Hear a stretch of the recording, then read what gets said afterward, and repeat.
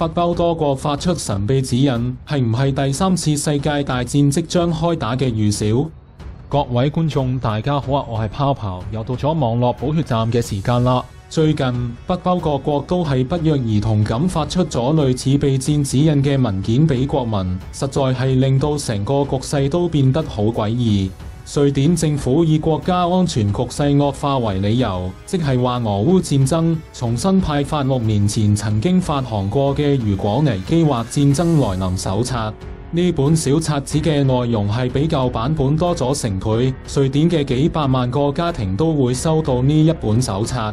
無獨有偶，芬蘭亦都喺網上發佈咗自己嘅新版本指引，教導人民點樣為突發事件同危機做好準備。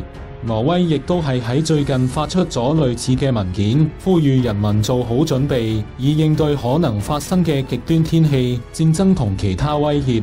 丹麥嘅緊急事務管理局亦都喺夏季發送電郵，提醒國民為應對危機做好準備，儲備好水、食物同藥物。根據泡泡嘅調查，瑞典發放民間緊急手冊唔係第一次，第一版嘅如果戰爭來臨已經係喺2戰期間製作。呢一連串嘅事件令泡泡聯想到世界大戰前嘅緊張局勢。北歐各國紛紛發出備戰指引，係唔係代表第3次世界大戰就快開打呢？呢個問題實在令人好不安。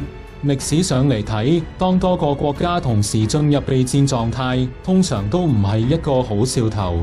不過值得留意嘅係，北歐各國嘅行動可能更多係一種預防措施，而唔係真係代表戰爭迫在眉睫。我認為喺呢個動盪嘅時代，每一個人都應該提高警覺，為未來做好準備。呢啲指引唔單止係一份應急手冊，更加係一份對未來嘅警示。未來會點冇人知，但係做好準備始終係冇錯。